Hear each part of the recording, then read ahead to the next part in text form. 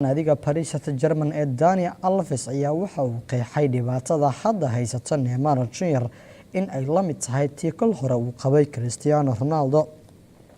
Dani Alves ayaa difaacay saaxiibkiisa reer Brazil ee Neymar Jr kadib markii uu la kulmayo eedeymo xooggan sabab la xiriira dabeecadihiisa ku aadan gudaha garoonka.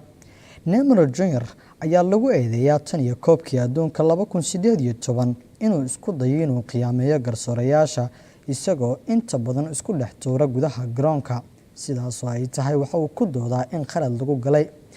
Laakiin Dani Alves, difaaca uu ka badan kubadda cagta, ayaa u arkaa in dhaleeceynta iyo weliba weerarka xooggan ee uu la kulmayo Neymar Jr oo ah asal Brazil ay sabab u tahay inuu yahay wiil hodan ah isla markaana caanimo ay u dheer tahay, waxaana uu ku sii daray aad buu u qurux badan yahay, waana sababta mar walba loo dhaleeceeyo.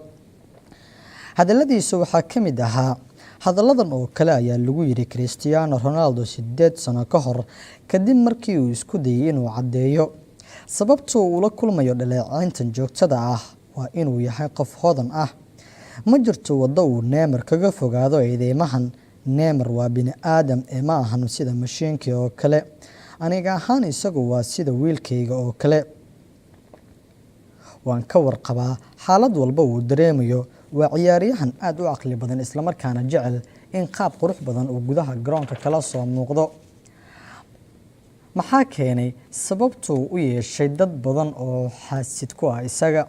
Waa nin milyaneer ah isla markaana caan ah oo qurux badan, waana sababta dhabta ah ee ka dambeysa in isaga uu la kulmo dhaleeceyn xooggan oo kaga yimaada jamaahiirta kubadda cagta iyo kuwo kale oo uu sheegay inaysan kubadda cagta jeclayn laakiin kaliya isaga ay necab yihiin.